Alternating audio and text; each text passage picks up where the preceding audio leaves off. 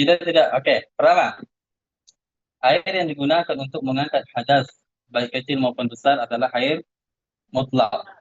Air mutlak itu adalah air yang tidak ada embel-embel di belakangnya. Kalau kita katakan air susu, maka air ini telah terdapat embel-embel di belakangnya, maka air seperti itu tidak bisa lagi digunakan untuk mensucikan. Perhatikan sifatnya suci dan mensucikan. Yang kedua itu adalah air yang suci tapi tidak bisa mensucikan. Para ulama menjelaskan pembagian air yang suci tapi tidak bisa mensucikan itu ada dua. Yang pertama adalah air musta'mal. Air musta'mal itu adalah air yang telah digunakan untuk mengangkat hadas atau air yang telah digunakan untuk mengangkat atau menghilangkan najis. Paham? Yang pertama air musta'mal itu adalah air yang telah digunakan untuk apa tadi? Mengangkat hadas atau menghilangkan najis. Seperti saya mengambil air untuk mengangkat hadas. Air wudhu yang saya gunakan. Kemudian saya membasuh wajah saya.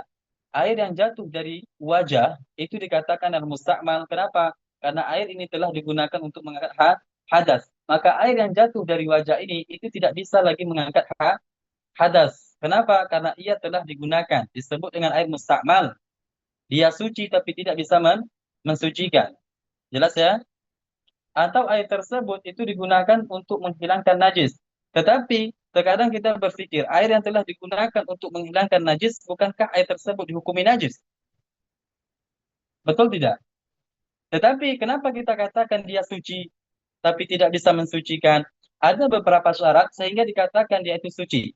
Yang pertama adalah ayat hural mahal. Tempat yang terkena najis itu mesti suci. Contoh tangan saya, bukankah ini pada dasarnya suci? Jawabannya iya.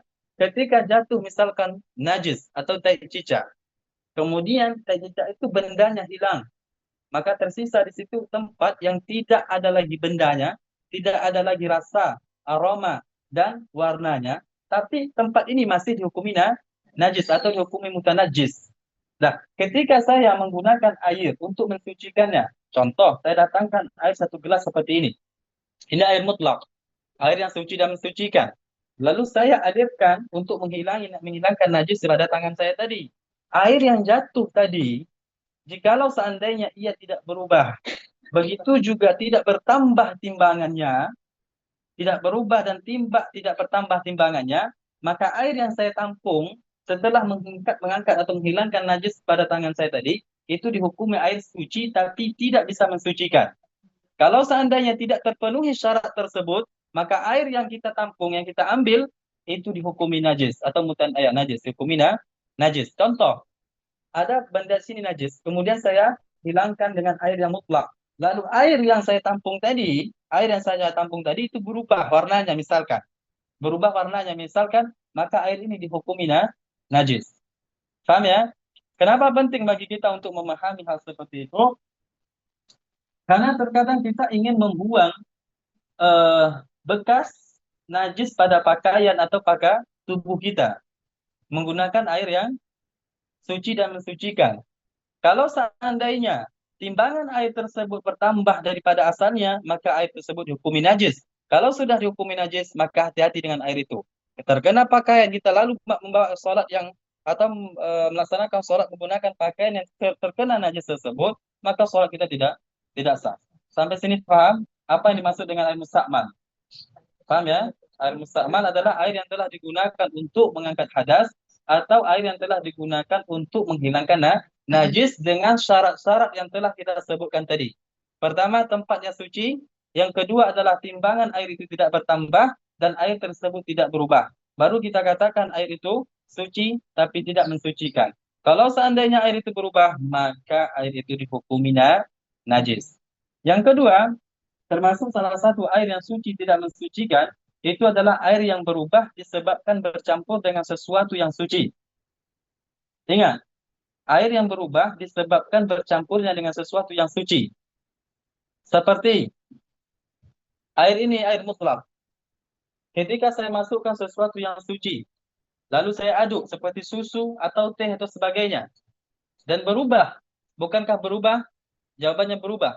Maka air ini dikatakan suci tapi tidak bisa mensucikan. Kenapa? Karena dia berubah disebabkan bercampurnya dengan sesuatu yang suci. Ini kalau seandainya perubahan tersebut itu mudah untuk dipisahkan.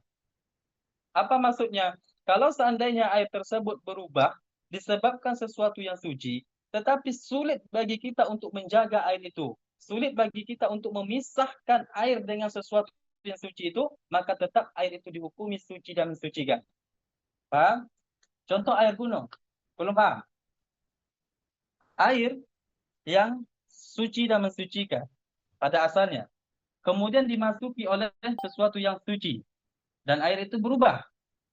Tetapi perubahan tersebut itu mudah untuk dipisahkan, bukan tidak sulit, bukan sesuatu yang sulit bagi kita untuk memisahkannya. Maksudnya apa? Bukankah sebelum air ini bercampur dengan susu, itu mudah bagi kita untuk memisahkan susu dengan air? Paham? Paham? Ini yang dimaksud dengan apa? Mudah bagi kita untuk memisahkannya. Karena air susu itu mudah untuk bagi kita memisahkannya sehingga tidak tercampur dengan air. Ketika air itu tercampur dengan susu dan berubah, maka air ini dihukumi suci tapi tidak mensucikan. Tapi kalau air tersebut berubah dengan sesuatu yang suci, tetapi sulit bagi kita untuk memisahkannya, untuk menjaga air tersebut supaya tidak tercampur dengan sesuatu yang suci itu, maka tetap hukumi atau air tersebut tetap dihukumi suci dan mensucikan. Seperti apa? Seperti air yang ada di atas gunung, yang aromanya seperti apa bahasanya air belerang. Belerang seperti itu. Bukankah aromanya berubah dari pada asalnya? Tetapi bercampurnya air tersebut dengan sesuatu yang merubah aroma atau bau air tersebut itu tidak mudah bagi kita untuk memisahkannya karena dia pada asalnya muncul. Paham? Maka air seperti itu tetap dihukumi suci dan mensucikan. Tapi kalau sesuatu yang suci itu pada dasarnya mudah bagi kita untuk memisahkannya, maka ketika tercampur dengan air mutlak tadi dan berubah warna air atau sifatnya, maka ini suci tapi tidak mensucikan. Paham? Halo, paham? Sekarang pertanyaannya Ustaz. Kita katakan tadi bahwasanya air mustakmal, air yang telah digunakan untuk mengangkat hadas besar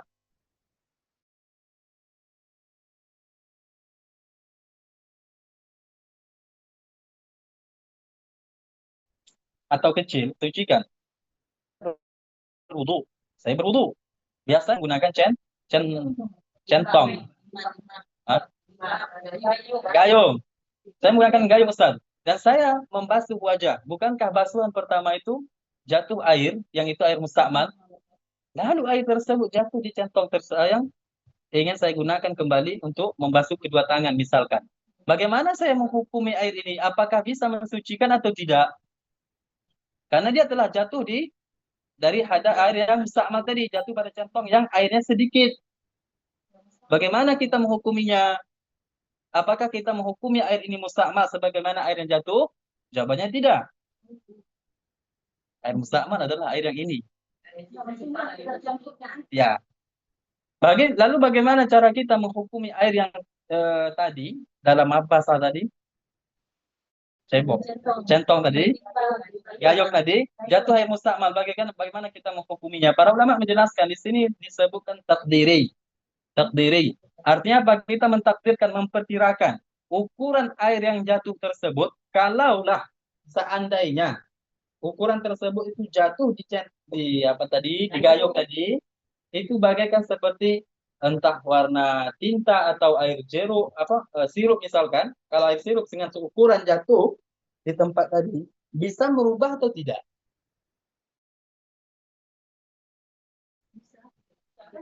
Kalau sedikit dan dia ukuran yang jatuh tadi itu bisa merubah, maka air yang jatuh ini itu dihukumi suci tapi tidak bisa mensucikan. Tapi tidak dikatakan ini mustakmal, tapi masuk pada hukum apa? Air yang berubah disebabkan bercampur dengan sesuatu yang suci. Paham? Tidak paham. Oke, kita ulangi. Tidak. Tidak bisa. Paham? Kalau seandainya setelah kita mentakdirkan, memperkirakan, sedikit sekali air yang jatuh dari wajah ini, air mustakmal tadi, ingat basuhan pertama, bukan kedua. Air yang jatuh tadi, sedikit sekali, sedangkan saya atau gayung tadi, itu menampung air yang sekira segini. bisa dibilang sedikit banyak lah seperti itu. Lalu yang jatuh dari wajah itu kecil, betul. Oke. Lalu kita perkirakan air tersebut kalaulah dia itu seperti tinta atau seperti sirup misalkan jatuh dengan ukuran kecil itu, sedikit itu, apakah merubah air itu atau tidak? Kalau seandainya tidak merubah air yang di dalam gayung tersebut, maka air di dalam gayung itu tetap dihukumi suci dan mensucikan.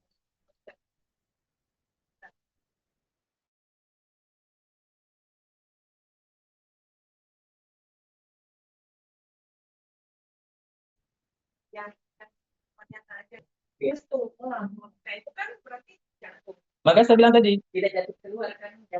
iya, saya bilang tadi, kalau seandainya lembak tersebut, oke, oke, fokus, fokus, nah, bak yang besar, lalu dia mengambil dengan tangannya, oke, lalu membasuh wajahnya.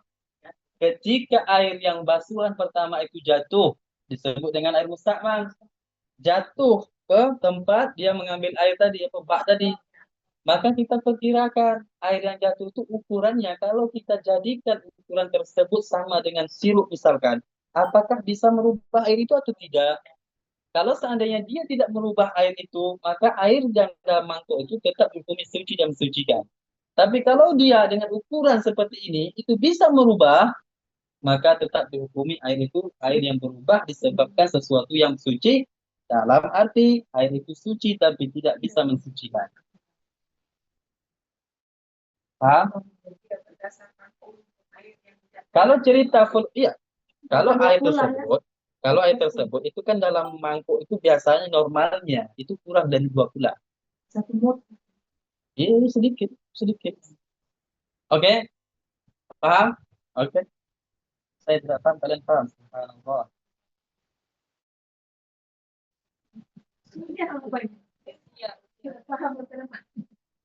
Dan yang ketiga, itu adalah air yang najis. Air yang najis.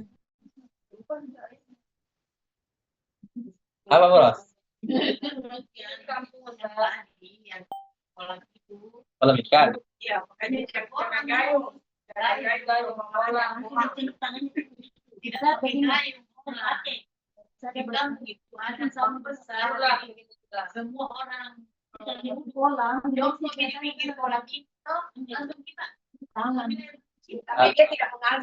Air tersebut banyak, Tidak, contohnya begini, ada bak besar. Oh, karena saya juga pengalaman waktunya tinggal sama tante. Nah, itu air itu biasa dipakai mandi juga, tapi dipakai juga untuk wudhu. Lalu saya lihat almarhumah itu biasa dia ambil begini itu untuk wudhu. Tapi jatuh kembali ke dalam itu, ke dalam air itu. Itu air tidak ngalir. Dia tinggal. Saya jawab tadi. Ya. Kalau air tidak berubah. Iya, tidak berubah. Mentakdirkan tahu kan, memperkirakan ukuran air yang jatuh itu bunda dari wajah. Ingat air mustakmal itu yang basuh pertama saya bilang, saya tekankan.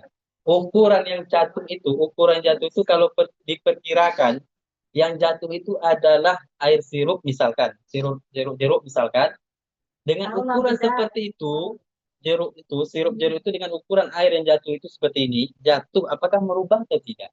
Kalau seandainya merubah, maka air tersebut itu suci tapi tidak mensucikan. Realitanya, kebanyakan kita itu menggunakan bak yang kurang dari 2 bulan. Fakta. Ketika dia berhadas besar, lalu dia mandi, hati-hati. Dia berhadas besar, lalu dia mandi. Kemudian pada basuhan pertama, bukankah basuh pertama adalah basuh yang mengangkat hadas? Yang mana air yang jatuh tersebut hukumi mustakmal. Kalau seandainya ukuran air tersebut itu yang masuk air mustakmal itu masih banyak, misalkan, dan air yang di dalam itu bak itu kurang misalkan dari 2 bulan, sehingga kalau kita perkirakan dengan ukuran yang dijadikan ukuran tersebut adalah sirup misalkan, asir, itu sirup, oke, maka air dalam bak itu akan berubah, maka tidak bisa lagi disucikan. Tapi kalau tidak berubah, terus lanjut. Paham ya? Nah, ini secara ringkas saya jelaskan. Yang ketiga itu adalah air najis. Halo, Bros. Bro. Ini kita bahas Sejauh sedikit. Ustaz, sebelum lagi Sejauh sedikit dari ini supaya mungkin juga tadi yang nggak kelihatan kan? saya lebih ngomong fotokopi. Ini kan biasanya ada orang pakai timba, kan? Dia kemudian dia cuci dulu di luar. Nah setelah itu lanjutnya itu dia kasih begini terus. Nah, dia pokoknya ini satu gayun. Dia cuci di luar, tangannya dulu dia kasih begini. Setelah itu karena dia sudah bersih, maka berwudu selanjutnya itu dia begini terus. Dia tinggal cuci tangan gimana? Dia kan ambil kumur gitu. Pokoknya dia kasih begini tidak tuang. Jadi pertanyaannya apa boleh? Boleh. Masalah. Yang pertama jadi cuci. Kalau main dalam satu gayung Tidak masalah. Selanjutnya dia cuci. Dia celok, diambil, kemudian berwudu. Masalah di mana? Kalau di dalam basuh. Iya, itu seperti yang ada itu. Dan itu kayak dia bisa saja banyak masalah. Yang tidak bisa jawab. Hah? Air mustamal itu apa? Air mustamal itu apa? Air yang telah digunakan untuk hadas. Itu air mustamal. Atau air yang telah digunakan untuk menghilangkan najis dengan syarat-syarat yang telah sebutkan tadi. Tapi kalau banyak kali diperciki, Ustaz, misalnya diperciki air jam pertama dari wajah, dan sama. Kemudian air jam pertama dari tangan, begitu juga. Ketika jatuh di Kemudian situ, begitu ingat, pahami bahasa saya, air yang jatuh dari anggota badan basuhan pertama itu dikatakan yang mustakmal. Adapun air yang masih melengket di kulit tidak dihukumi mustakmal. Paham? Ketika saya membasuh tangan, yang dikatakan basuh pertama, yang dikatakan mustakmal yang jatuh. Adapun yang di kulit itu belum dikatakan mustakmal. Lalu dia masukkan, masalahnya di mana? Tidak masalah karena air yang di sini tidak dihukum mustakmal. kan selama ini Ustaz, begitu masyarakat paham. Kalau satu gaya begitu, tidak boleh sembarang begini. Kecuali kalau kolam itu di masyarakat itu begitu.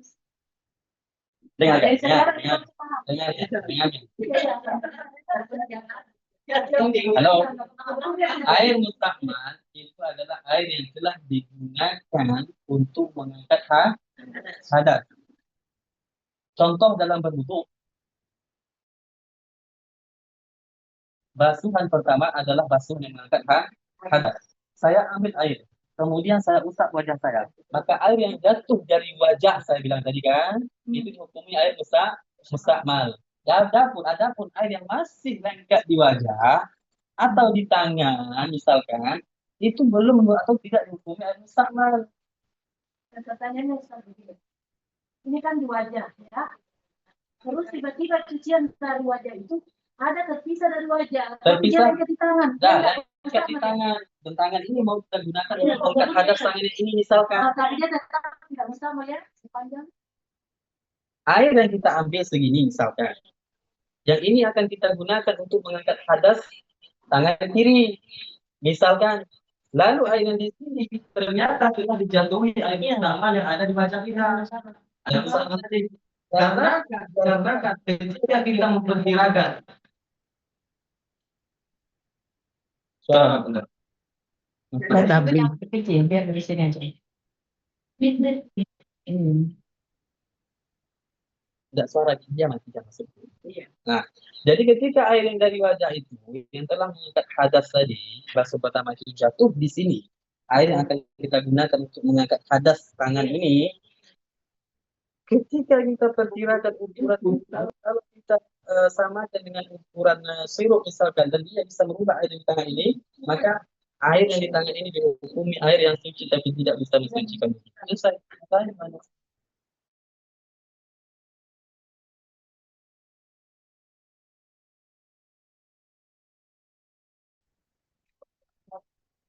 Masa di tangan atau di wajah ketika basuh pertama itu belum dihukum mustakmal. Wajah tidak dihukum mustakmal. Misalnya wajah kan nanti cuci yang pertama. Kemudian ada lengket di sini kan terpisah dari yang dicuci tadi, tidak dianggap ya. Kalau sepanjang belum terpisah dari yang Sebelum sepanjang dia belum terpisah dari tangan, dari muka, dari badan kita tadi, itu Walaupun- tidak dihukumi musta'mal. Walaupun yang tadi itu dicuci wajah ya. Eh, Paham? Kita basuh tangan, basuh pertama seperti ini. Dan tidak ada air yang jatuh. Sama sekali tidak ada air yang jatuh. Paham maksud saya tidak ada air yang jatuh? Paham? Kita basuh tangan nih, seperti ini. Dan tidak ada air yang jatuh.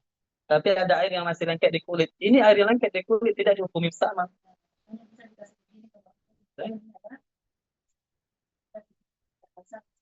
Paham ya? Paham? Paham? Halo? Udah paham? Jadi sambung lagi pertanyaan. Wah, ini tidak kapan selesai cerita ini. Nah, sedikit masih ini. Seperti pertanyaan saya kemarin. Ada instansi.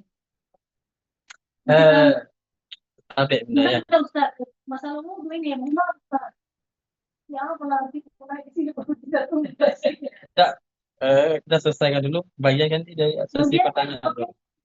Gimana? Kayak begini, satu kan perempuan itu biasanya pakai banyak tebal-tebal apa ya. Ada anti-lancar, sampai lagi. Pakai lagi warna-warna yang lain di wajahnya kan. Ketika kita berwudu, cucian pertama ke sini, terus ada di kemudian dia kering nih. Itu sah itu. Bunda,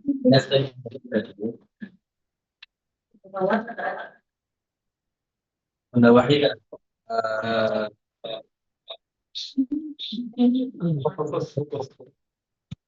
Masalahnya banyak yang ikut di grup ini, kasihan juga mereka kalau enggak. Oke.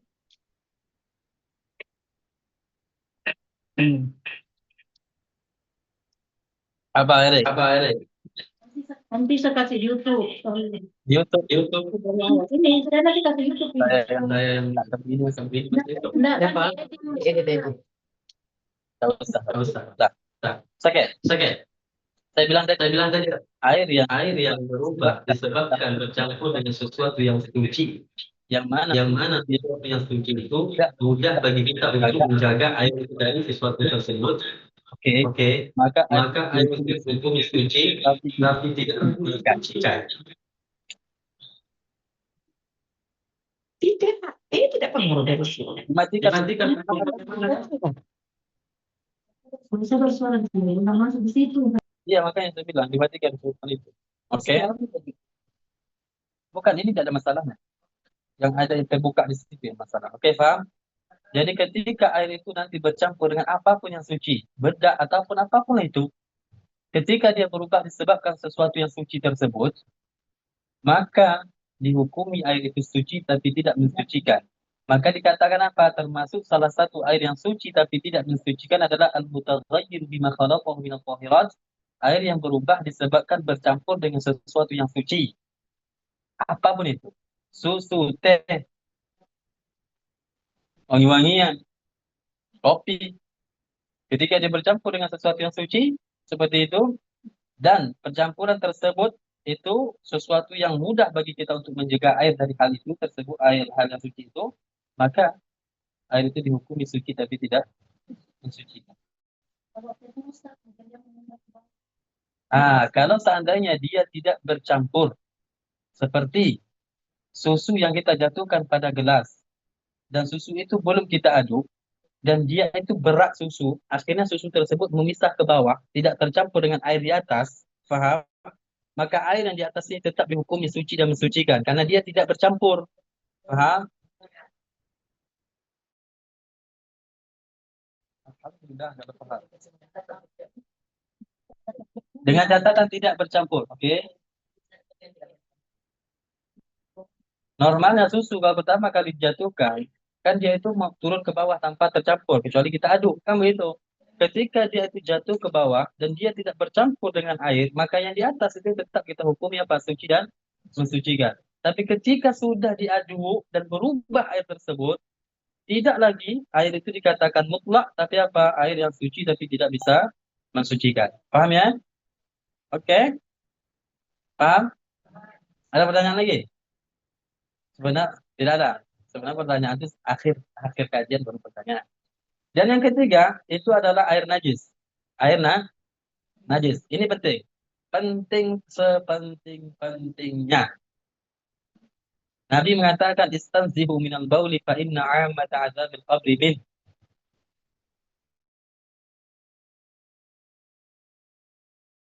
Dan istinzah artinya bersihkanlah ketika kalian buang setelah membuang air kecil.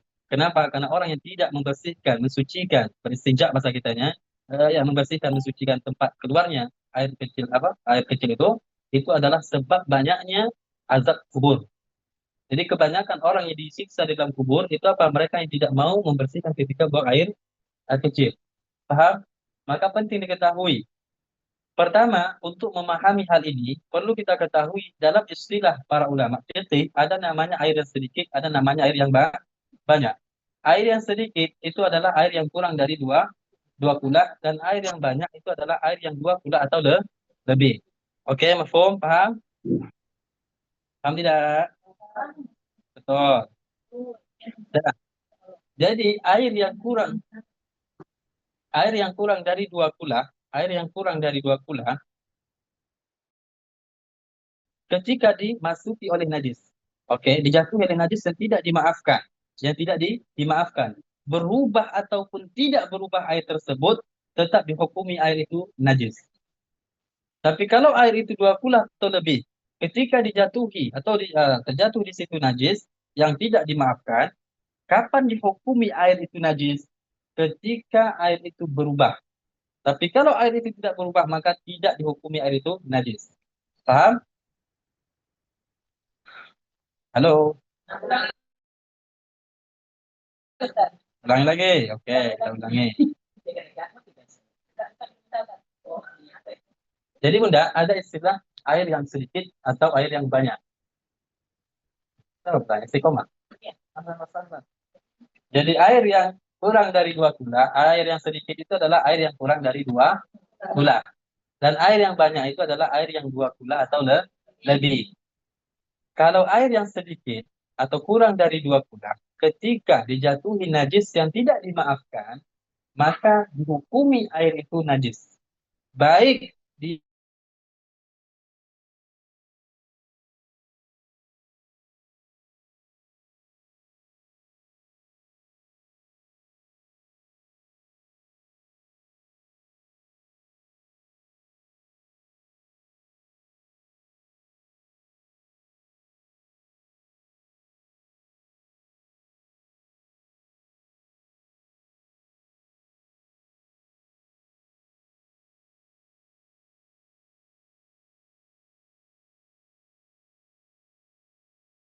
Recording in progress. penampungan air misalkan atau kebanyakan di masjid-masjid yang saya jumpai ya, dia menjadikan timba kecil, dan jikalau air penuh di dalam timba itu tidak sampai 2 kula. Paham? Mereka membuat seperti itu. Lalu dikarenakan mereka tidak mempelajari, tidak tahu hal-hal seperti ini, jatuh di situ najis yang tidak dimaafkan, kecil-kecil saja najis itu. Ternyata apa? Air tersebut itu sudah menjadi air najis. Lalu dengan air itu dia ambil, kemudian dia beristinja. Ini namanya memperbanyak najis, bukan menghilangkan najis. Dan sedangkan memperbanyak atau mengotori tubuh dengan najis itu termasuk dosa besar. Mufil bau itu termasuk dosa besar. Paham? Halo? Sama dengan halnya ketika kita buang air besar. Kalau menggunakan air tersebut air najis, maka apa? Maka menyebar najis, tidak mensucikan, tapi apa? Menambah banyaknya najis. Kemudian tanpa ia sadari, lalu ia berwudu, kemudian sholat, padahal apa? Dia membawa pakaian atau badan yang sedang bernajis. Lalu apakah sholat tersebut diterima? Jawabannya tidak. Karena termasuk syarat sah sholat apa? Pakaian, badan, tempat harus suci. Paham kenapa kita membahas tentang bersuci? Karena ada kaitan dengan sholat. Allahumma musta'an. Kalau dia tabung, itu liter adalah 217,23 liter. Kalau tabung. Tahu tabung? Tahu ulas tabung? Oh, kalau anu enggak Ustaz. Besar kemudian ada di dalam. Embel besar itu besarnya bagaimana? Kurang dari 2 kula atau pas atau lebih dari 2 kula?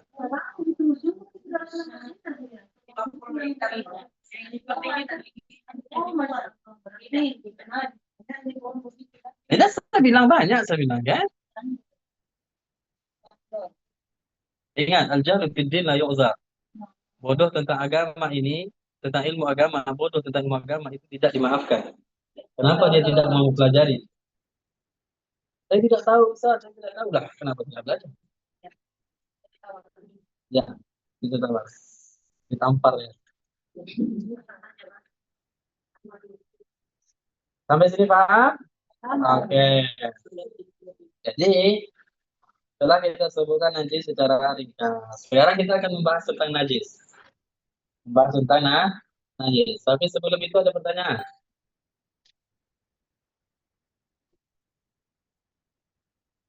Ada pertanyaan?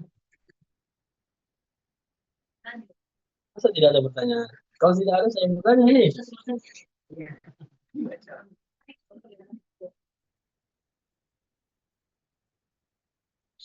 Oke.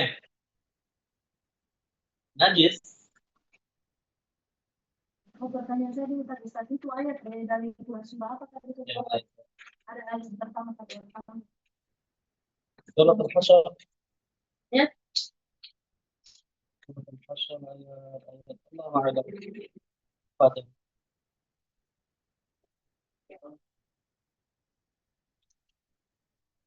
Sudah. Sebelum kita masuk pada pembahasan hadis, ada satu ayat yang ingin saya jelaskan. Itu juga hadis, ini penting. Allah Subhanahu wa taala berfirman dalam surah Asy-Syura ayat 11. Laisa kamitslihi syai'un wa huwas samiul basir.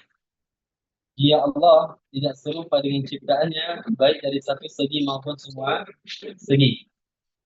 Apapun sifat makhluk, salah satu dari sifat makhluk ketika dikatakan atau dinisbatkan kepada Allah Subhanahu wa taala, maka itu adalah cacian. Sifat makhluk apapun itu ketika dinisbatkan kepada Allah itu adalah cacian. Manusia memiliki beberapa sifat. Oke. Termasuk salah satu sifat manusia atau kita sebutkan beberapa sifat manusia. Duduk bukankah merupakan sifat kita? Berdiri, bergerak, naik, turun, berubah, berpindah dari satu keadaan ke keadaan yang lain, itu merupakan sifat dari ciptaan Allah, merupakan sifat dari makhluk. Salah satu dari sifat-sifat makhluk saja ketika dinisbatkan kepada Allah, maka itu adalah cacian kepada Allah. Maka itu adalah cacian bagi Allah, dan orang yang mencaci maki Allah atau mencaci maki Allah keluar dari agama Islam. Kenapa tidak bisa dikatakan bahwasanya Allah Subhanahu wa taala memiliki sifat yang sama dengan sifat manusia, berlandaskan dengan firman Allah yang telah kita sebutkan tadi, laisa kamitslihi syai'. Allah tidak serupa dengan ciptaannya, baik dari satu segi maupun semua segi. Dari sini dapat kita pahami, tidak boleh dikatakan bahwasanya Allah duduk. Tidak boleh dikatakan bahwasanya Allah bersemayam, baik di atas arsy atau bertempat tinggal di atas bumi, atau bertempat tinggal di langit, atau mengatakan bahwasanya Allah Subhanahu wa taala berada di mana-mana. Ungkapan seperti ini tidak boleh diucapkan. Karena ungkapan seperti ini menunjukkan bahwasanya Allah memiliki tempat. Sedangkan tempat itu adalah salah satu sifat dari ciptaan Allah. Bukankah kita bertempat? Bukankah malaikat bertempat? Para syaitan, para jin juga bertempat, binatang juga bertempat. Berarti bertempat butuh kepada suatu tempat itu adalah salah satu sifat dari ciptaan Allah. Maka Allah Subhanahu wa taala tidak disifati dengan sifat ciptaannya. Karena Allah berfirman, "Laisa kamitslihi syai'." Allah tidak serupa dengan ciptaannya, baik dari satu segi maupun semua segi. Sampai sini jelas? Jelas. Kemudian di dalam ayat yang lain, Allah Subhanahu wa taala berfirman, "Fala tadribu lillahil amsal." Fala tadribu lillahil amsal. Jangan engkau jadikan keserupaan bagi Allah Subhanahu wa taala. Serupa baik dari segi benda ataupun sifat benda, tidak boleh bagi kita untuk menyerupakan Allah Subhanahu wa taala dengan salah satu sifat makhluknya. Paham? Allah Subhanahu wa taala begitu juga sifat-sifatnya ada tanpa permulaan, ada tanpa penghabisan. Dan Allah Subhanahu wa taala begitu juga sifat-sifatnya tidak boleh dikatakan atau tidak boleh diserupakan dengan sifat manusia.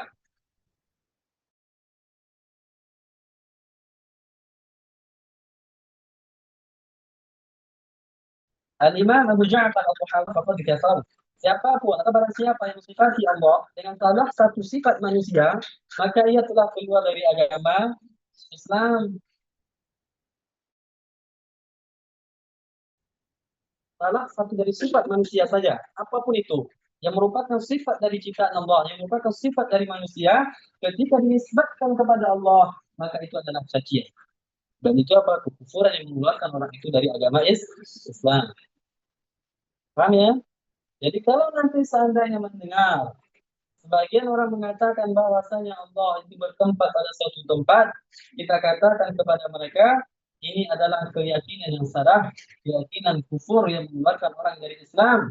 Karena Allah Subhanahu wa taala tegaskan di dalam Al-Qur'an, "Laisa kamitslihi syai'." Tidak serupa, dia Allah tidak serupa dengan ciptaannya, baik dari satu segi maupun semua segi. Oke, Tuhan? Tidak paham.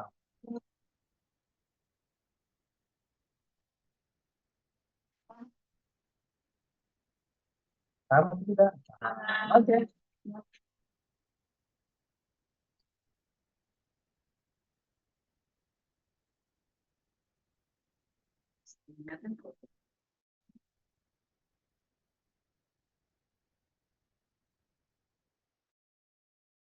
Dua, tiga, dua. Lanjut, lanjut, Jamnya. lanjut. Dengan tiga. Ada pertanyaan. Lanjut. Serius. Oke. Kita akan menjelaskan tentang najis. Mana?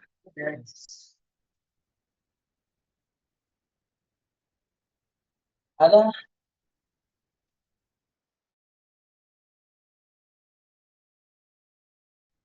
darah itu najis. Darah najis. Nanah juga najis. Darah disebabkan luka yang telah berubah itu juga najis. Paham ya? Atau bukan darah, air yang disebabkan luka atau muncul dari luka kita tapi telah berubah, telah dicampuri oleh air yang lain misalkan, maka itu juga hukumnya najis.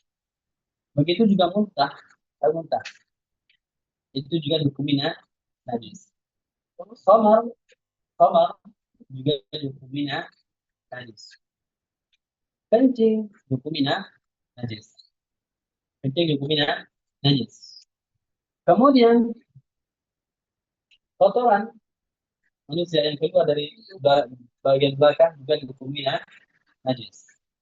Begitu juga madhi juga hukumnya najis. Tahu madhi? Madhi?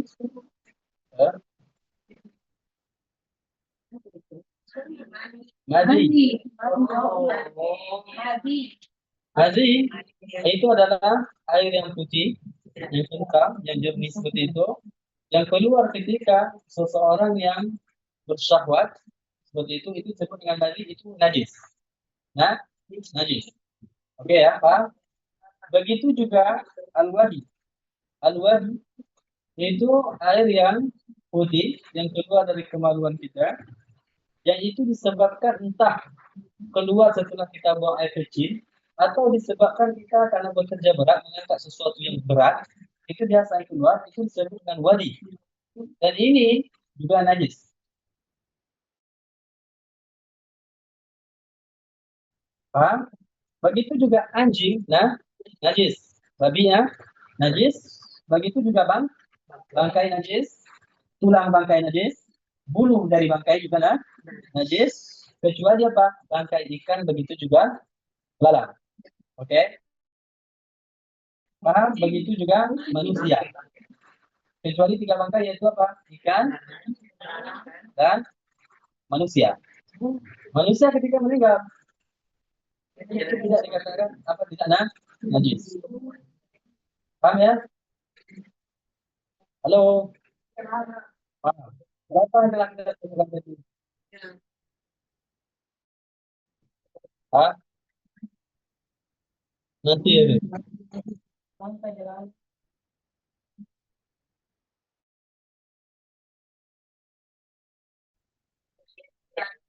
Ya, saya ulangi. Darah najis. Nanah najis. Air disebabkan luka kita yang telah berubah juga najis. Muntah juga najis. Khamar najis. Air kencing, kotoran, madli, wadi, kemudian anjing, babi, kemudian bangkai, begitu juga tulang dan bulunya atau rambutnya juga najis, kecuali apa bangkai, ikan, dan manusia. Nah, wal munfasilu minal hayyi hukmuhu hukmu maitatihi. Sesuatu yang terpisah dari yang hidup itu dihukumi apa? Bangkai. Dihukum bangkai. Contoh ada kucing, dipotong kakinya.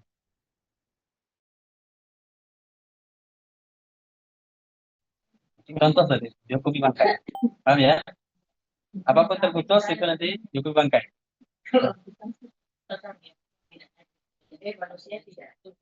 Hukum manusia tidak. Contoh ayam ketika dia dipotong kakinya,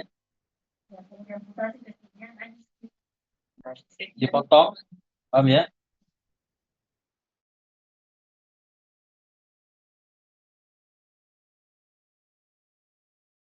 Tapi ada pengecualian sesuatu yang hidup, maka dihukumi apa? Sesuatu tersebut bagaikan bangkainya. Paham? Kecuali apa? Kecuali itu rambut atau bulu. Seperti sesuatu yang terpisah dari bulu domba misalkan, itu tidak najis. Itu di pengecualian.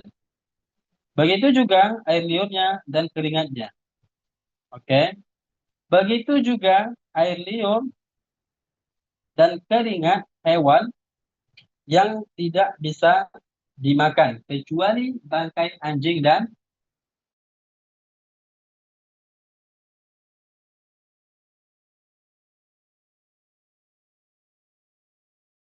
punya air liurnya itu tetap dihukumi najis. Oke, paham ya?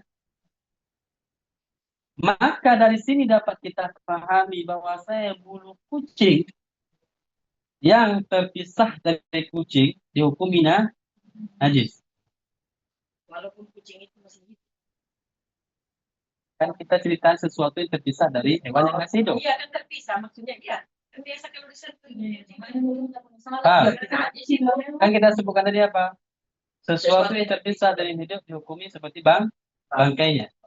Paham ya? Bulu kucing yang terpisah dari kucing dihukumi najis.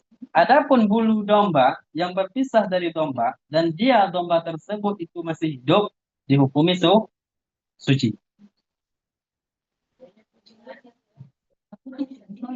Kenapa? Dengarkan. Saya bilang tadi apa? Sesuatu yang terpisah dari hewan, misalkan, itu dihukumi seperti bangkainya. Oke, paham? Yang masih hidup, hewan yang masih hidup, ketika dia terpisah dan anggota badannya dari hewan tersebut yang masih hidup itu dihukumi bangkainya. Kecuali saya bilang apa? Bulu atau rambut dari hewan yang bisa dimakan.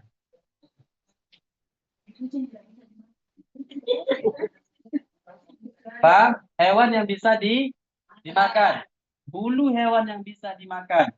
Atau rambut hewan yang bisa dimakan. Atau air liur hewan yang bisa dimakan. Oke? Begitu juga keringat hewan yang bisa dimakan. Begitu juga termasuk adalah keringat atau air liur dan keringat dari hewan yang tidak bisa dimakan kecuali apa? Anjing dan babi. Faham? Maka dari sini, ah, Kotoran hewan yang bisa dimakan. Ayam. apa Najis. apa kotoran? Kotoran Kotoran, oh itu najis. Najis. Kotoran ayam najis. Saya belum selesai. Tunggu dulu. Saya belum selesai. Saya belum selesai. Dari sini dapat kita pahami, saya ulangi lagi. Bulu kucing yang terpisah dari kucing dihukumi najis. Kenapa?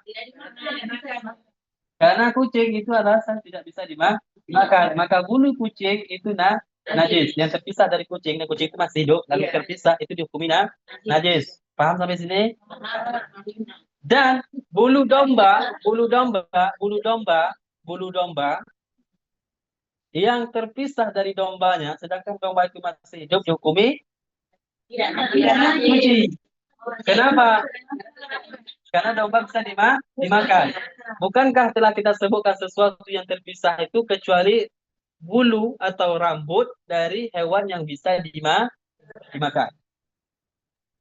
Halo, Pak? Tapi dalam masalah bulu kucing, di situ ada nanti percakapan atau perkataan para ulama. Tapi tetap dihukumi najis. Tapi apakah dia mampu atau tidak? Sebagian ulama mengatakan kalau sedikit itu dimaafkan, kalau banyak itu tidak dimaafkan. Pak,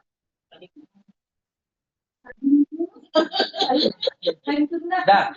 Tadi kita bilang bulu hewan yang bisa dimakan ketika terpisah dari hewan tersebut dihukumi suci. Kalau domba terpotong tangannya, apakah ini dihukumi suci atau najis? Najis. Kenapa? Jadi bangkit. Enggak, maksudnya dari potong. Tapi bukankah ini sesuatu yang terpisah dari hewan yang bisa dimakan? Kan kecuali dari potong. Ini secara anu. Tidak. Makanya pengecualian tadi dicatat. Pengecualian yang terpisah dari hewan yang bisa dimakan itu apa? Bulunya, rambutnya, iya kan? Kemudian apa? Air liurnya, keringatnya, kan seperti itu. Adapun tangan itu tidak masuk dalam pengecualian. Ketika tangan domba itu terpisah dari dombanya, sedangkan domba itu masih hidup, tetap kita hukumi ini najis. Yang dikecualikan itu adalah bulunya. Kenapa kakak? Maka saya ulang-ulang tadi pengecualian tersebut.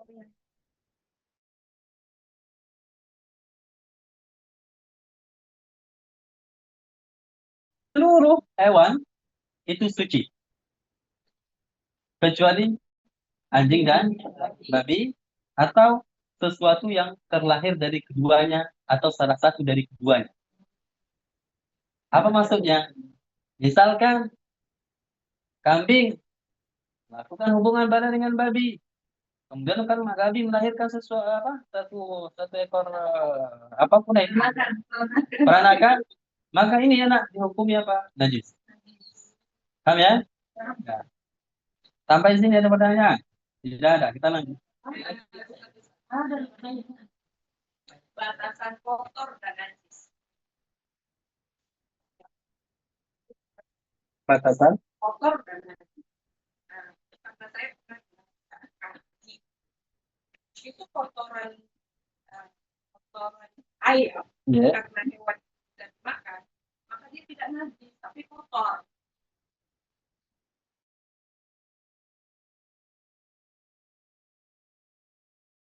Kita sholat di satu tempat. Dia tidak najis, dia hanya kotor. Kita boleh sholat misalnya dari bekerja gitu ya, penuh keringat, itu kan kotor, tapi dia tidak najis, jadi sah-sah aja sholat kita. Jadi batasan antara kotor dan najis. Kenapa? Sesuatu yang najis adalah sesuatu yang najis disebutkan dalam syarak ya kita katakan najis, yang kotor ya kita kotor. Yang kotor ya Belum tentu najis. Masalahnya mana? Ada pun tai ayam, kotoran ayam, tai ayam ya, bahasanya itu najis. mungkin kata itu. Najis. Iya, kecuali bulunya tadi. Kan dari awal telah kita sebutkan darah najis, kencing najis, kotoran dari keluarga belakang juga najis, kotoran ayam najis dan tidak bisa dimakan. Jelas ya?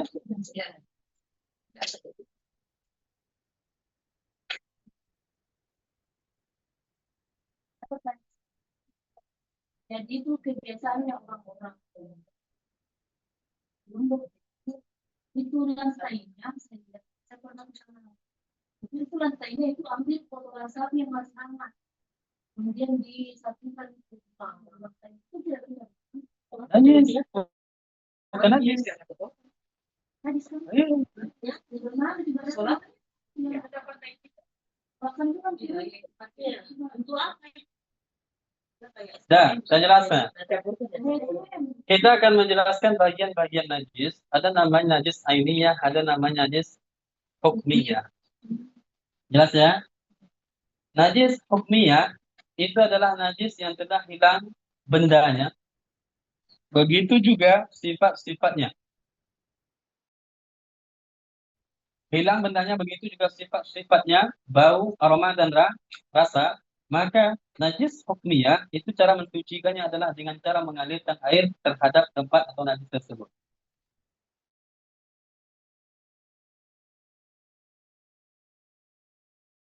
Paham? Ada najis ainiyah, umur. Kalau seandainya kencing anak kecil yang umurnya di bawah dari 2 tahun dan tidak mengkonsumsi apapun kecuali susu ibunya, maka cara mensucikan najis tersebut, kencing anak tersebut, laki-laki ya, yaitu dengan memercikkan air atau dengan cara meratakan air ke tempat najis tersebut.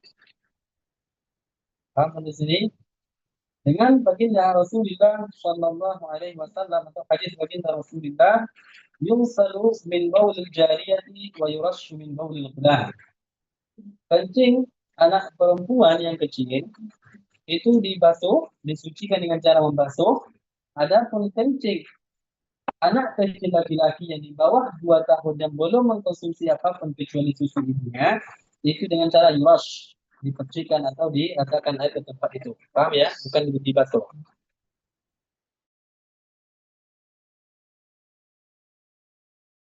Adapun perempuan yang saya bilang tadi, hukumi seperti air kencing orang desa dewasa atau orang besar, meskipun anak itu masih kecil. Paham? Sampai sini paham? Jikalau seandainya najis ainiyah tersebut, sesuatu yang terlihat bendanya, sifatnya, itu kencing orang selain anak kecil yang telah kita sebutkan tadi, yang laki-laki, misalkan anak kecil laki-laki, bukan perempuan. Kencing orang selain anak kecil laki-laki yang telah kita sebutkan tadi, berarti mencakup apa? Kencing orang yang di atas umur 2 tahun atau di bawah itu tapi telah mengkonsumsi selain susu ibunya, atau anak perempuan yang di bawah umur 2 tahun atau lebih. Berarti pengecualian yang tadi telah kita sebutkan. Paham? Pengecualian adalah anak kecil laki-laki yang di bawah umur 2 tahun dan belum mengkonsumsi apapun kecuali susu ibunya. Cara mensucikannya adalah dengan menghilangkan bendanya. Begitu juga menghilangkan benda najis itu. Kemudian juga menghilangkan sifat-sifat benda tersebut, rasa, warna, dan aroma menggunakan air yang suci dan mensucikan. Berarti masih ada kaitannya dengan air yang begitu apa? Air yang suci dan mensucikan. Air yang tidak suci dan mensucikan tidak bisa menggunakan apa? Tidak bisa dijadikan untuk mensucikan. Air musta'mal tidak bisa dijadikan untuk mensucikan. Air yang telah berubah dengan sesuatu yang suci tidak bisa mensucikan. Terlebih lagi air najis tidak bisa mensucikan. Dari sini dapat kita pahami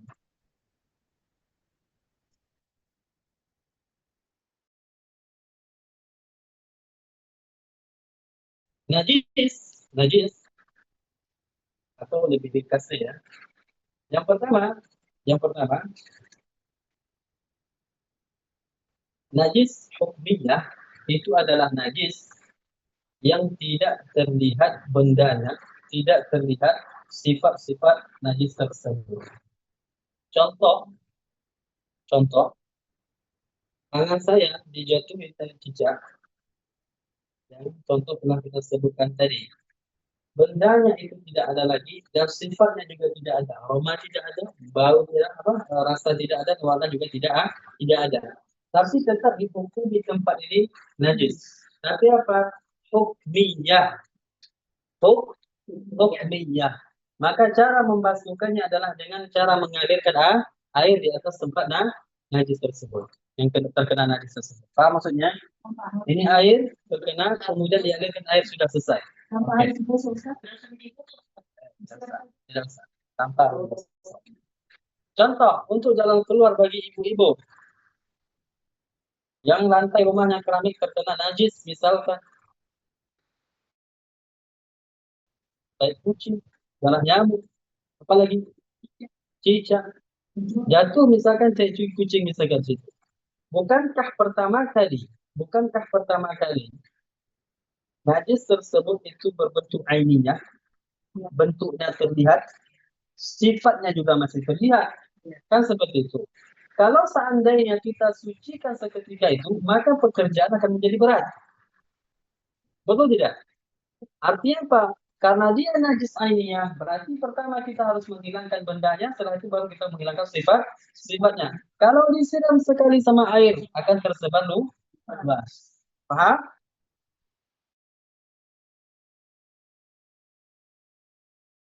Akhirnya kerja berat. Dia tidak perlu bendanya. Kemudian begitu juga dibuang sifat-sifatnya. Contoh, ambil tisu misalkan, kemudian dibuang, sehingga dibiarkan beberapa hari supaya kering. Sehingga setelah beberapa hari, benda tidak ada, sifat dari najis itu juga tidak ada. Setelah itu, najis tadi, atau tempat yang terkena najis tadi, dihukumi hukmiyah, bukan ainiyah lagi. Kalau sudah dihukumi hukmiyah, mudah bagi kita untuk mensucikannya dengan cara apa? Kita jair sedikit, selesai. Paham? Ini tempat segini. Saya sini misalkan nih. Saya adakan air di sini. Ini misalkan. Tidak perlu dimasak, tidak perlu susah. Tempat tersebut sudah suci kembali.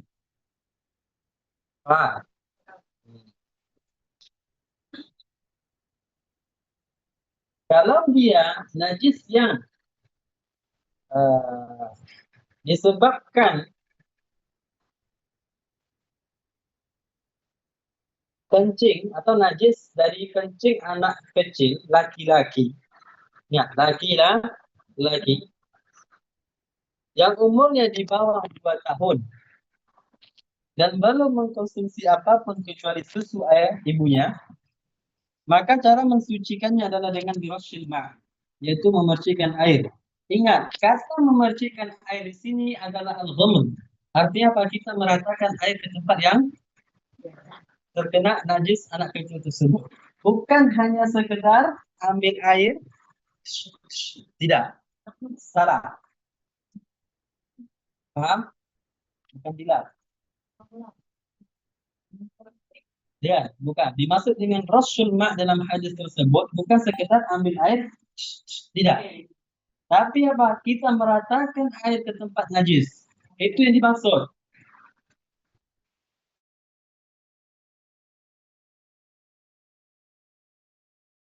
Ma, artinya padanya saja dengan air. Itu dimaksud dengan mirasyil ma. Bukan hanya sekedar ini terkena najis anak kecil apa laki-laki yang di bawah umur 2 tahun dan belum minum apa kecuali susu ibu dan air suci. Tidak. Eh, gagal, salah paham. Ini namanya salah paham. Jelas ya?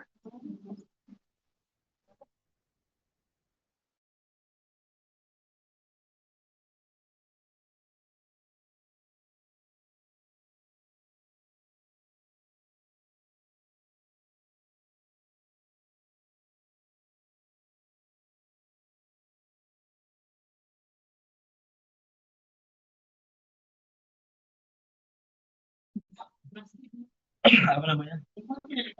Apa ya? Saya kasur yang terkena kencing.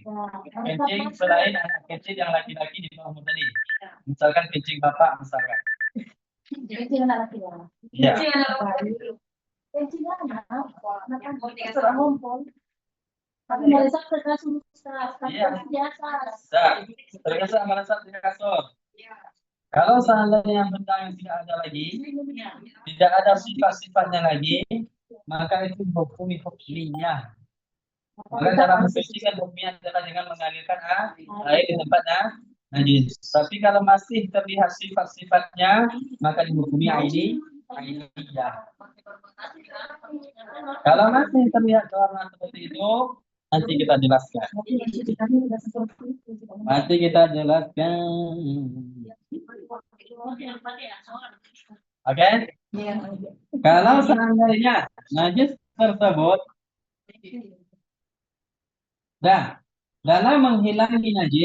dalam menghilangi najis itu disunahkan taslis yaitu 3 kali.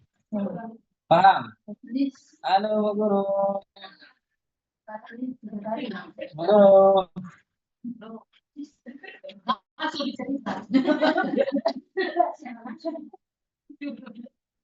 Saya kira cerita dari situ bunda saya apakah cara Ustaz. Kita sudah selesai. Selesaikan Ustaz dulu. Mengingat memori lama itu.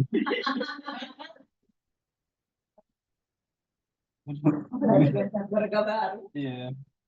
Bosan tasrif izalat najasah, jadi dalam menghilangkan najis itu disunahkan tasrif 3 kali. Nah, kalau seandainya susah untuk membuang warna najis, warna saja, tidak semua, warna saja. Oke. Atau susah untuk membuang aroma saja, bau saja, maka di situ dimaafkan. Maafkan, dimaafkan. Oke, ingat, warna saja atau aroma saja. Kalau seandainya warna dan aroma masih tersisa, tidak dimaafkan. Hah?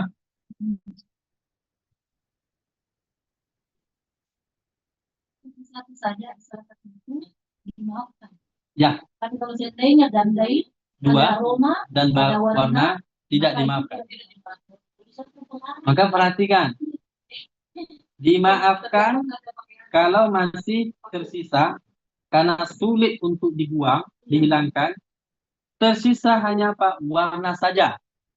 Atau bukan dan tapi atau aroma saja, maka dimaafkan. Kalau tersisa aroma dan warna, maka tidak dimaafkan. Tadi itu pasti Ustaz, walaupun sudah direbus sudah disiram, tapi bau berarti maafkan. Bau tanpa saja. ada warna. Nggak ada warna. Bau saja. Tapi biasanya ada warna.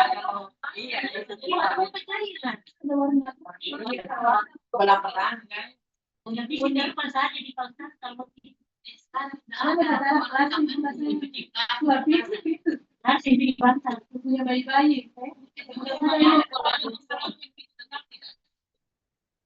Halo. Sudah? Lanjut. Adapun kalau seandainya najis itu seperti kotoran atau kencing atau air liur, anjing, maupun babi, cara mensucikannya adalah dengan membasuh sebanyak 7 kali, dan salah satu dari basuhan tersebut itu bercampur dengan tanah yang suci. Sekira diletakkan dalam atau pada salah satu basuhan tersebut, itu tanah yang bisa membuat keruh airnya. Oke? Atau kalau tidak seperti itu, diletakkan tanah di atas tempat yang terkena najis yang disebabkan anjing ataupun babi, kemudian disiram air, maka sudah cukup. Oke, paham ya? Tunggu. Setelah ini terjadi, pembasuhan 7 kali itu setelah membasuh atau menghilangkan benda najis itu. Apa yang dimaksud? Nanti kita jelaskan.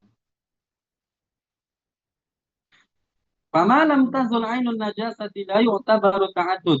Oke.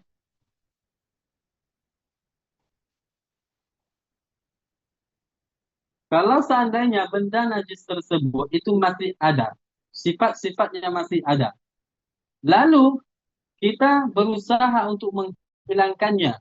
Basuhan pertama juga tidak, basuhan kedua juga tidak hilang, basuhan ketiga juga tidak hilang, basuhan keempat juga tidak hilang, basuhan keempat juga tidak hilang, sampai pada basuhan ketujuh juga tidak hilang. Pas basuhan pertama baru hilang benda, begitu juga sifat-sifatnya, maka basuhan yang ke-8 tadi itu dianggap sah. 1. Berarti masih tersisa berapa basuhan lagi? 6. Dan salah satu dari basuhan itu adalah yang bercampur dengan air tanah. Bukan mengulang. Karena perhitungan 1 itu dimulai ketika benda atau najis tersebut dan sifat-sifatnya telah hilang. Contoh, kotoran anjing pada satu tempat, kita basuh, belum juga hilang 10 kali basuhan juga hilang. Pada basuhan yang ke-11 baru hilang. Maka basuhan yang ke-11 itu dihitung 1. Berarti tersisa 7. Jangan nanti beranggapan 7 basuhan dimulai dari awal ketika benda tersebut masih ada. Paham ya? Benda itu masih ada. Basuh pertama, basuh kedua, pada basuhan ke-7 hilang, Ustaz. Berarti saya sudah 7 basuhan. Tidak. Basuhan ke-7 yang menghilangkan benda itu dihitung 1 dan masih tersisa 6.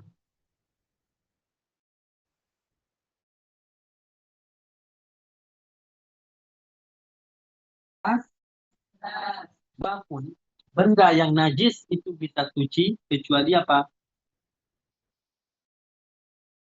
Khamar. Ada benda, al-khamrah itu maksudnya gini, sesuatu yang dari anggur difermentasi. Oke. Dia itu nanti melalui fase-fase. Nanti dia itu menjadi khal, yaitu apa namanya, seperti menjadi khamar. Nanti setelah itu menjadi cuka misalkan. Nah, seperti itu. Itu cuka kan suci. Tapi kalau khamar najis. Makanya dia katakan tidak ada benda dari dia asalnya najis kemudian menjadi suci kecuali apa?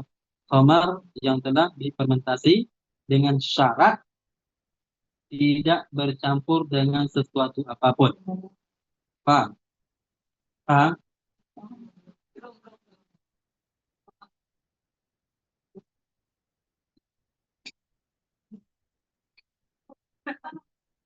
Anggur. Kalau seandainya difermentasi, caranya adalah dengan memasukkan air misalkan. Nanti dia itu akan melegak. Pasti mendidih, bukan mendidih. Dia akan berbusa-busa seperti itu, paham ya? Berbusa-busa seperti itu. Dia akan berbusa-busa seperti itu sampai pada batas dia itu menjadi khamar. Menjadi khamar. Bukankah khamar itu najis? Jawabannya iya. Dan ini adalah sesuatu yang cair. Dan ini juga nanti bisa akan menjadi suci kalau seandainya dijadikan khal. jadikan cuka melalui masa itu fermentasi. Jadi khamar pada awalnya khamar dari anggur itu dimasukkan air kemudian ditutup misalkan difermentasi, kemudian apa? Sampai pada masa menjadi khamar. Setelah itu dibiarkan lagi sampai pada masa menjadi khal yaitu cuka. Dan cuka suci. Tapi ini bisa terjadi kalau seandainya tidak bercampur dengan sesuatu apapun. Kalau seandainya pada masa dia menjadi khamar, dicampur dengan sesuatu apapun, entah itu dengan tujuan menyedapkan atau apapun itu, maka ketika itu tetap dihukumi menjadi najis. Walaupun telah melewati masa khamar atau telah sampai pada masa khal. Itu juga. Kecuali air, karena kan bercampur. Tidak bercampur dengan satu tapi kan bercampur air. Air dicampur itu pada awalnya. Paham ya? Contoh. Kalau yang lain, Kenapa? Contoh. Botol seperti itu difermentasi, kemudian setelah sampai padanya masa khamar. Ternyata di dalamnya ada biji atau sebiji atau kerikil, tahu? Kerikil kecil masuk dalam botol itu misalkan. Ketika telah sampai pada masa khal, bukankah kerikil tersebut itu membawa najis yang dari masa khamar tersebut? Paham? Disebabkan jatuhnya sesuatu itu atau bercampur dengan sesuatu yang lain misalkan, maka dia menjadi najis, tidak suci. Hati-hati ya. Kalau tahu ada kerjaan seperti itu, jangan dicampur dengan sesuatu apapun. Paham ya? Nah. Nyambung? Alhamdulillah.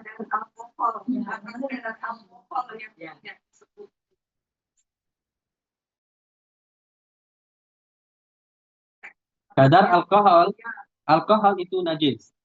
Kecuali ada beberapa alkohol yang itu tidak dihukumi najis. Kalau ingin tahu nanti saya kirim nama-nama alkohol yang dihukumi najis dan alkohol yang tidak dihukumi najis.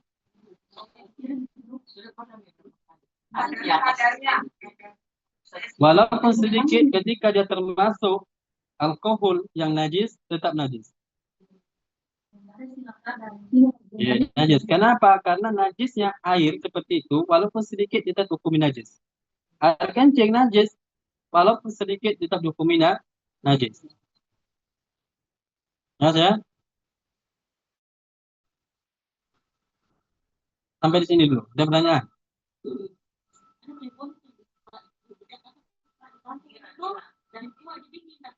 Dari tua itu fermentasi seperti itu. Paham? Dengarkan. Itu kenapa dikatakan dia itu najis? Karena adanya campuran sesuatu. Paham?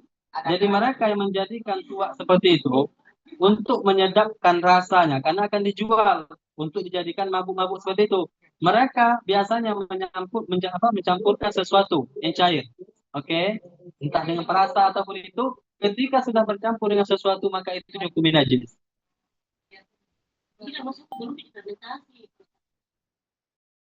Fermentasi di mana jadi khamarnya? Bunda, dengarkan. Dia jadi khamar itu ketika dibiarkan. Adapun sesuatu yang diambil dari pohon itu secara langsung itu belum dihukumi najis.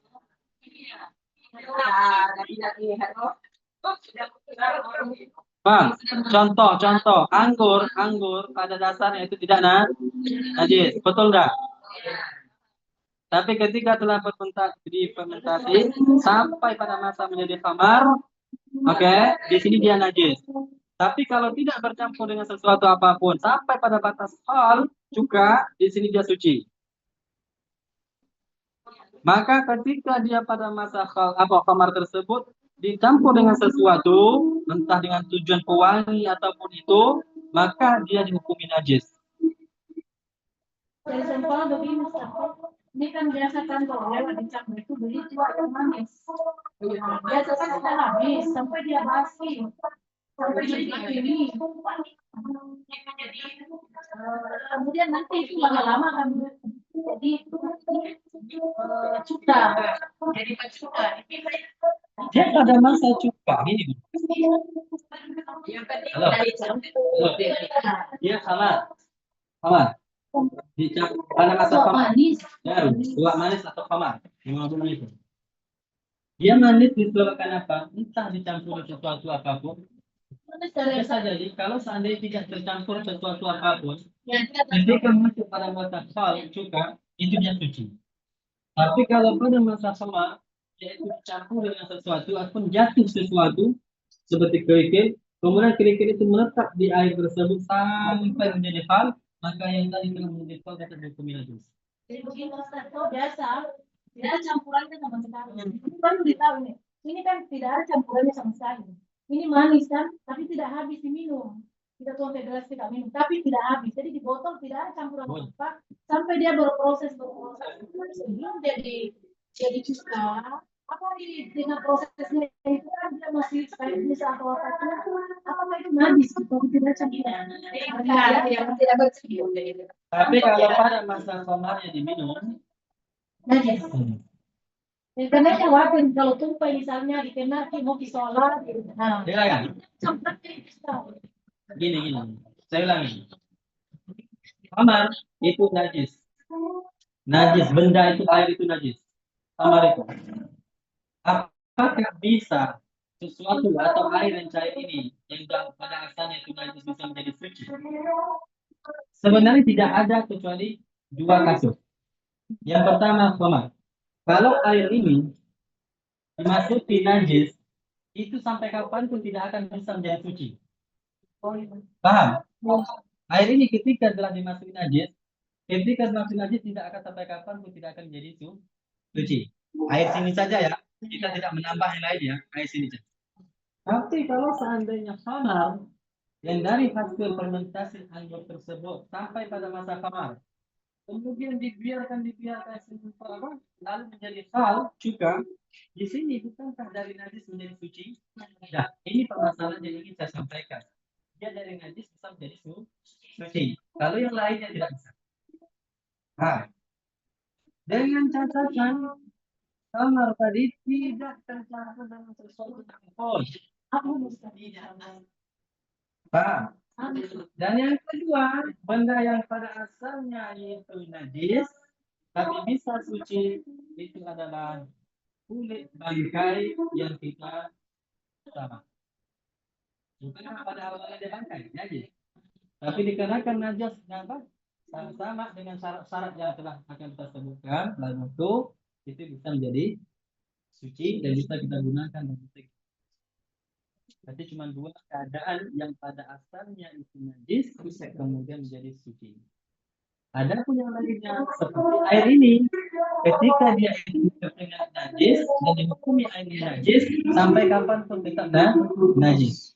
Kemudian air kencing itu dihukumi najis sampai kapanpun tetap dihukumi najis. Tapi kalau air yang dalam botol itu terkena najis, kemudian diperbanyak airnya, itu cerita lain.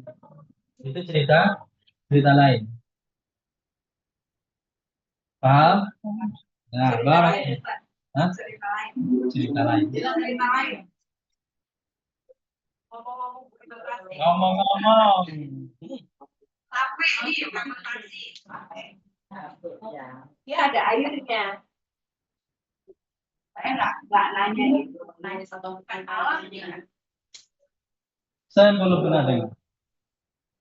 Kan itu ada Saya tahu. Saya belum pernah. Takutnya nanti itu najis. kayak itu taruh di air dia dimasukkan, dia bisa jadi fermentasi itu. Zatnya dia tidak najis, tapi dia bisa tidak diminum keesokan harinya. Insya Allah kita tanyakan. Kita baca tahlil. La ilaha Allahumma shalli ala sayyidina Muhammad.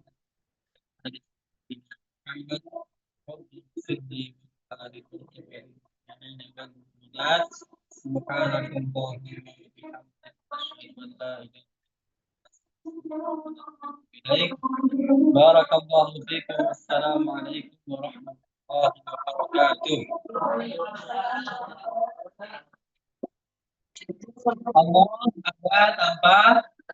tanpa Allah ada tanpa tempat. Allah ada tanpa tempat. Allah ada tanpa tempat dan arah. Itu dihafal. Allah ada tanpa tempat dan arah. Diajarkan kepada anak-anak yang masih kecil ungkapan itu. Allah ada tanpa tempat. Takutnya nanti mereka diajarkan oleh orang-orang yang meyakini bahwasanya Allah itu memiliki tempat. Sehingga ketika anak itu dewasa, dia meyakini kekufuran dan mati dalam keadaan kekufuran, wala'iyadzubillah, mati dalam keadaan kafir, kekal di dalam neraka jahanam selama-lamanya. Jelas ya? Maka diajarkan kepada anak-anak Allah ada tanpa tempat dan arah. Jadi sehingga dia tahu, oh ketika ada yang mengatakan Allah berada di langit, ketika ada yang mengatakan bahwasanya Allah berada di arsy, dia akan mengatakan, oh ini tidak benar. Karena Allah tidak memiliki tempat seperti itu. Barakallahu fiikum. Wassalamualaikum warahmatullahi wabarakatuh.